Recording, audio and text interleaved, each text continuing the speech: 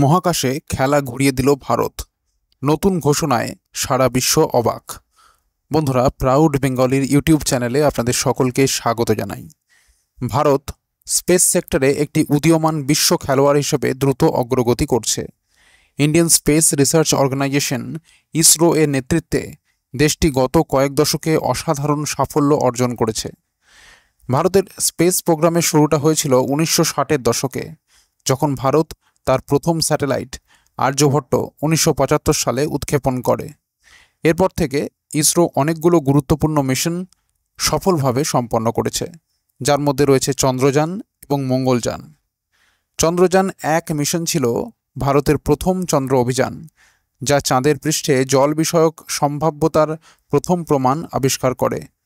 মঙ্গলযান ভারতের প্রথম আন্তঃগ্রহ অভিযান, মঙ্গল গ্রহের কক্ষপথে পৌঁছানোর প্রথম প্রচেষ্টায় সফল হওয়ার জন্য পরিচিত। ইসরো এর সাম্প্রতিক সাফল্যগুলির মধ্যে রয়েছে চন্দ্রযানের 2টি মিশন এবং PSLV-C-37, যা একক মিশনে 104টি স্যাটেলাইট উৎক্ষেপণ করে একটি বিশ্ব রেকর্ড স্থাপন করেছিল। ভারত স্পেস সেক্টরে নতুন প্রযুক্তি এবং বাণিজ্যিক সুযোগগুলোতেও মনোযোগ দিচ্ছে। দেশটির স্পেস কর্মসূচি শুধু বৈজ্ঞানিক ও প্রযুক্তিগত উন্নয়নের মধ্যেই সীমাবদ্ধ নয়, বরং এটি আন্তর্জাতিক সহযোগিতা এবং বাণিজ্যিক স্যাটেলাইট উৎক্ষেপণের মাধ্যমেও বৈশ্বিক অর্থনীতিতে অবদান রাখছে। বর্তমানে ভারত স্পেস সেক্টরে একটি বৈশ্বিক নেতৃত্বস্থানীয় অবস্থানে রয়েছে, যা দেশের বিজ্ঞান ও প্রযুক্তি উন্নয়নের প্রতিফলন ঘটায় এবং আন্তর্জাতিক পর্যায়ে ভারতের গুরুত্ব বাড়াচ্ছে। ইসরো এর ভবিষ্যৎ পরিকল্পনাগুলির মধ্যে রয়েছে চন্দ্রযান, গগনযান, শুক্রযান এবং আরও অনেক নতুন প্রকল্প, যা ভারতকে মহাকাশে আরও উচ্চতায় নিয়ে যাবে।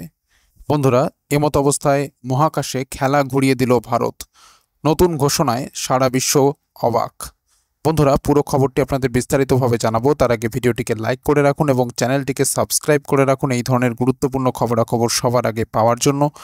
আর বন্ধুরা, সকলেই কমেন্ট বক্সে অবশ্যই লিখে জানান ভারতের গগনযান প্রকল্পটিকে আপনি 100-এর মধ্যে কত নম্বর দেবেন। লিখে জানান কমেন্ট বক্সে।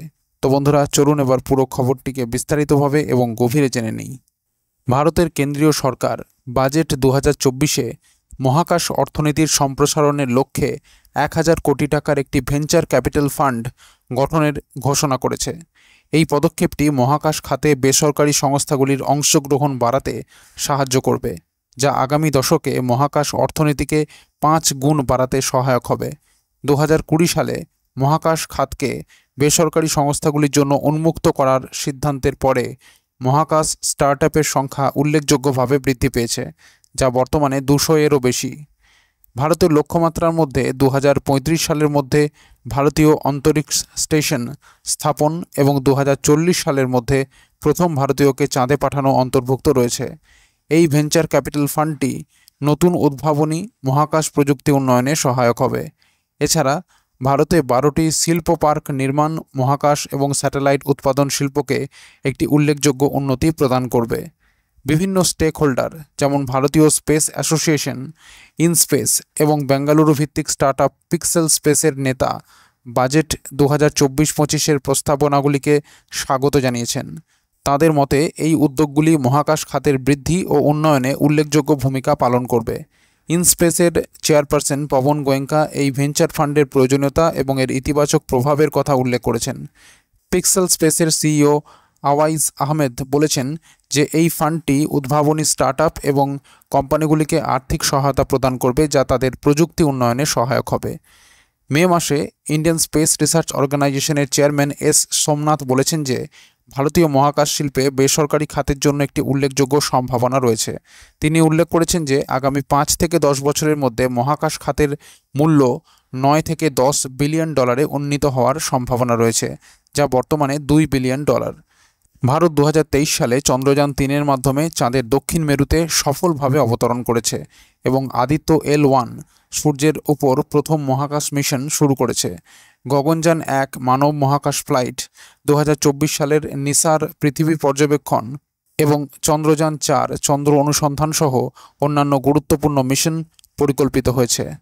তো বন্ধুরা, এই ছিল পুরো খবরটি যদি গুরুত্বপূর্ণ মনে হয় তাহলে অবশ্যই লাইক এবং শেয়ার করতে ভুলবেন না। আর চ্যানেলটিকে সাবস্ক্রাইব করে রাখুন এই ধরনের গুরুত্বপূর্ণ খবরাখবর সবার আগে পাওয়ার জন্য।